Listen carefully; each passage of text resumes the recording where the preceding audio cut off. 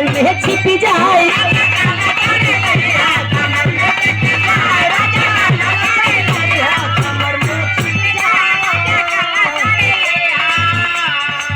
ए राजा काला साड़ी लई हा कमर में छिप जाए।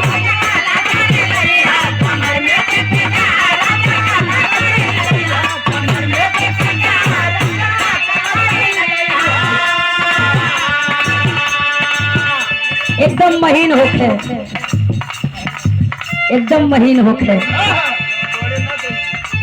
जीवन तनिको गड़े न झुके। ए राजा काला साड़ी लई हा कमर में छिप जाए।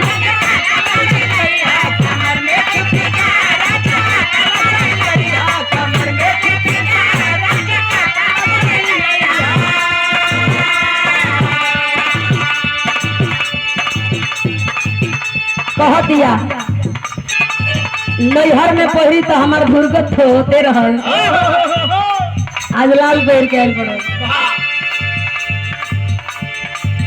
कह दिया कि नैहर में पहरी तो हमार दुर्गत तो होते रहल,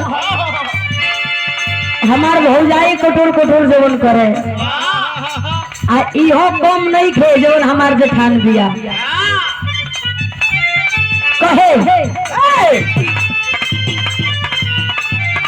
नैहर में पहरी भौज मोरी बरजे,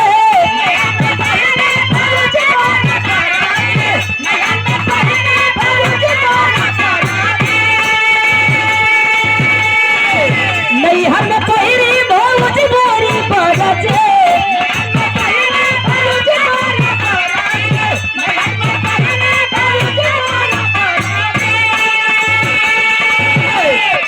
अरे साड़ी ससुरा में वो साड़ी ससुरा में पहरी वो दुनिया जरी जाए। राजा काला साड़ी